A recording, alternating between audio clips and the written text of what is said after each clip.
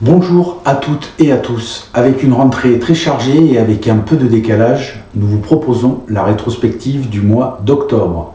Avec toujours nos deux comités exécutifs pour acter nos décisions stratégiques très importantes et informer les membres du Bureau national avec de très nombreux sujets liés à l'actualité, au dossier de la CNIS notamment, et des sollicitations des sections. Un mois riche en rencontres avec des réunions régionales et départementales et des déplacements sur le terrain, comme en région Nouvelle-Aquitaine avec l'Assemblée Générale de la Vienne, à Poitiers.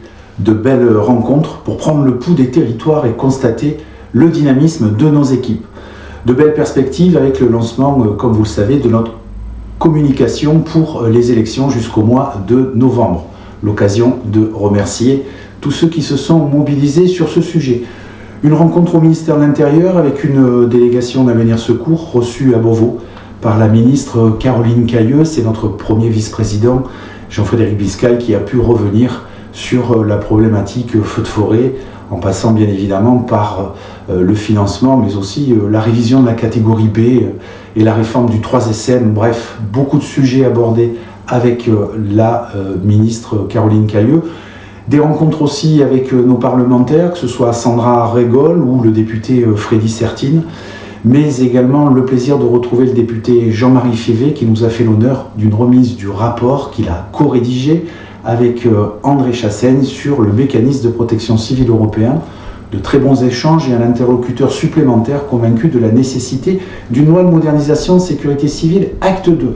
Puis, moment de retrouvailles avec nos responsables de section, avec un bureau national qui s'est mobilisé pour préparer cette échéance et des sujets structurants qui ont été débattus pendant une journée, que ce soit la suppression de l'examen professionnel de commandant, les sous-directions ou encore la révision de la catégorie B.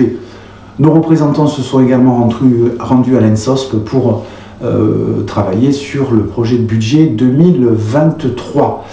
Et puis également une rencontre au Conseil commun de la fonction publique pour marquer la présence de la CFE-CGC.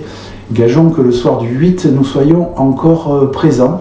Et puis réactiver nos contacts avec notre éditeur pour l'annuaire des sapeurs-pompiers, l'annuaire de l'encadrement. Et bien rappeler que notre ancien éditeur a été condamné définitivement. Pour clôturer ce mois d'octobre, l'invitation de notre premier vice-président à l'Élysée pour entendre la synthèse des propositions de l'État face aux incendies de forêt cet été. Des annonces décevantes, mais nous nous y attendions. Voilà pour notre rétro. À noter en novembre de nombreux rendez-vous importants au sein de la CNIS, notamment une rencontre avec la ministre en charge des collectivités. Bon courage à toutes et à toutes nos sections pour finaliser les listes et participer aux différents scrutins. Et n'oubliez pas, ensemble, votons pour notre avenir.